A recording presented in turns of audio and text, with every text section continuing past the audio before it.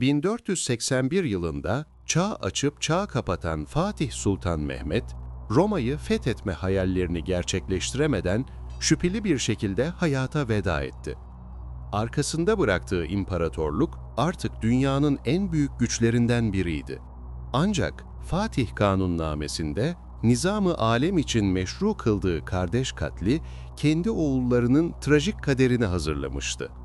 O, mutlak merkeziyetçi bir imparatorluk inşa etmişti. Fakat ölümüyle birlikte bu merkezi otorite tarihinin en büyük tehditlerinden biriyle yüzleşecekti. İki kardeş, iki farklı karakter. Biri babası gibi savaşçı ve hırslı, Batılıların Büyük Türk dediği Şehzade Cem. Diğeri ise daha sakin, dindar ve barışçıl bir mizaca sahip Şehzade Bayezid. Fatih'in ölümüyle başlayan taht mücadelesi sadece bir iç mesele olarak kalmayacak, Osmanlı Devleti'ni 13 yıl boyunca oyalayacak, Batı'nın elinde bir koz haline gelecek, uluslararası bir krize dönüşecekti. Kardeşine karşı verdiği taht mücadelesini kaybeden Cem Sultan, önce Memlüklere, ardından da Rodos şövalyelerine sığındı. Bu büyük bir hataydı. Rodos şövalyeleri, papalık ve Fransız kralları ellerine geçen bu paha biçilmez rehineyi Osmanlı'ya karşı bir şantaj aracı olarak kullanmaktan çekinmediler. İkinci Bayezid, tahtını korumak için yıllarca Avrupa'ya yüklü miktarda altın ödemek ve Batı'ya karşı büyük seferlerden kaçınmak zorunda kaldı. Cem Sultan, bir şehzadeden Hristiyan dünyasının elinde bir esire dönüşmüştü. Onun trajik hikayesi, Osmanlı'nın fetih politikasını duraksatmış, devleti adeta bir fetret dönemine sokmuştu. Bu yüzden 2. Bayezid'in 31 yıllık saltanatı, babasının fetihçi ruhunun aksine daha çok bir sakinleşme ve içe kapanma dönemi olarak anılacaktı. Ancak bu sakinlik, yaklaşan büyük fırtınanın habercisiydi. 2. Bayezid yaşlanırken, Trabzon'da, imparatorluğun en uzak sancağında, sabırsız, sert ve dedesi Fatih'in ruhunu taşıyan bir şehzade yetişiyordu. O, babasının pasif politikalarından rahatsızdı. Doğu'da Şah İsmail liderliğindeki Safevi Devleti'nin Şii propagandasıyla Anadolu'yu tehdit etmesini ve babasının buna sessiz kalmasını hazmedemiyordu. Bu şehzadenin adı Selim'di ve o tahtı ele geçirmek için her şeyi yapmaya hazırdı. 1512 yılında Yeniçerilerinde desteğini alarak babasını tahttan feragat etmeye zorlayan 1. Selim, Osmanlı tahtına oturdu. 8 yıllık saltanatı, Osmanlı tarihinin en kısa ama en etkili dönemlerinden biri olacaktı.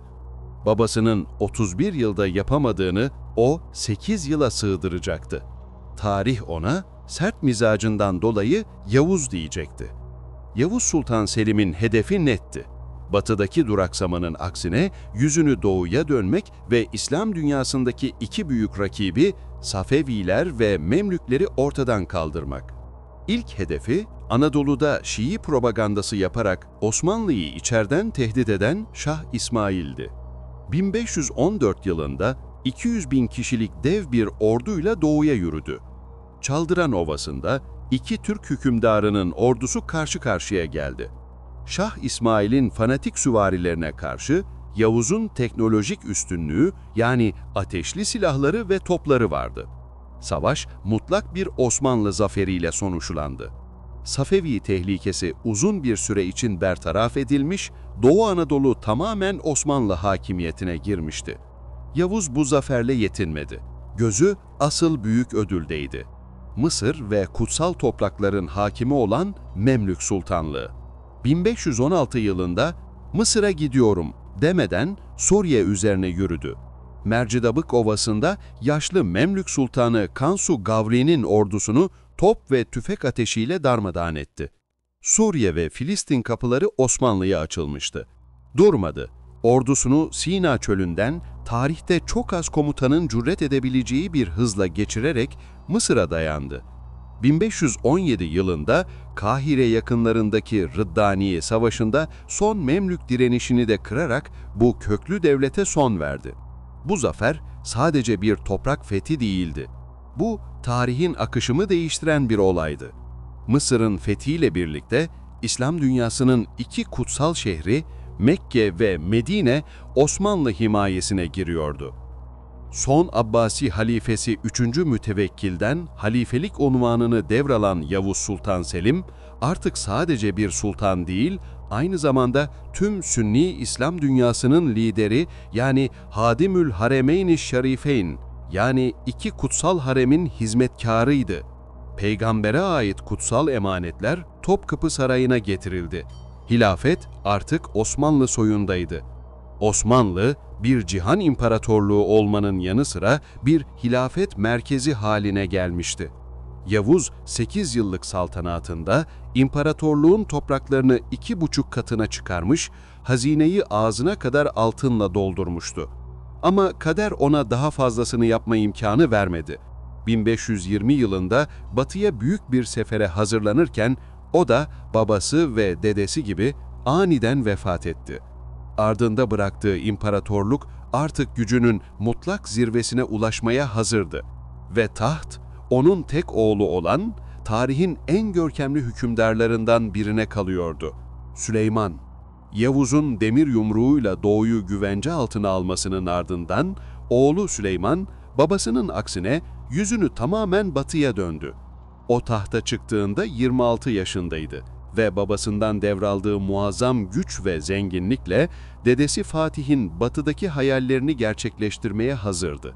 Batılılar ona muhteşem, yani magnificent diyecek, kendi halkı ise adalete ve kanunlara verdiği önemden dolayı Kanuni diyecekti. Onun 46 yıllık saltanatı, Osmanlı İmparatorluğu'nun sadece en geniş sınırları ulaştığı değil, aynı zamanda sanat, hukuk, mimari ve kültür alanında da zirveye çıktığı altın zaman olacaktı. Kanuni'nin ilk hedefleri Avrupa'nın kapısı olarak görülen kilit kalelerdi.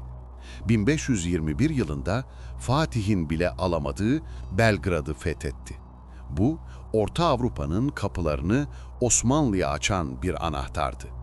Bir yıl sonra 1522'de Akdeniz'deki Hristiyan şövalyelerin son kalesi olan ve deniz ticaretini tehdit eden Rodos'u 6 ay süren çetin bir kuşatmanın ardından ele geçirdi. Artık sıra Avrupa'nın kalbine yürümekteydi. 1526 yılında Macaristan üzerine yürüdü. Muhaç Ovası'nda kendinden emin Macar ordusuyla karşılaştı. Tarihin en kısa süren meydan muharebelerinden birinde sadece 2 saat içinde Osmanlı ordusu Macar ordusunu tamamen imha etti. Macar kralı Lajos savaş meydanından kaçarken bataklıkta boğuldu. Macaristan krallığı tarih sahnesinden silinmişti. Artık Osmanlı'nın önünde tek bir hedef kalmıştı: Batı'nın ve Kutsal Roma Cermen İmparatorluğu'nun kalbi Viyana. 1529 yılında Kanuni devasa bir orduyla Viyana surlarına dayandı. Ancak mevsimin ilerlemiş olması, kötü hava koşulları ve ağır kuşatma toplarının geride kalması şehrin düşmesini engelledi. Viyana alınamadı ama Osmanlı gücünün Avrupa'nın ne kadar derinliklerine işleyebileceği tüm dünyaya gösterilmişti. Kanuni sadece karada değil, aynı zamanda denizlerde de bir cihan hakimiyeti kurmak istiyordu. Kanuni'nin denizlerdeki en büyük kozu, bir korsanken kaptanı deryalığa, yani Osmanlı donanmasının başkomutanlığına getirdiği efsanevi denizci Hızır Reis, yani namı diğer Barbaros Hayrettin Paşa'ydı. Barbaros, Akdeniz'i bir Türk gölü haline getirme vizyonuna sahipti. Bu vizyonun en büyük sınavı 1538 yılında verildi. Andrea Doria komutasındaki Papa, Venedik, İspanya ve Ceneviz gemilerinden oluşan devasa Haçlı donanması, Preveze'de Osmanlı donanmasının karşısına çıktı.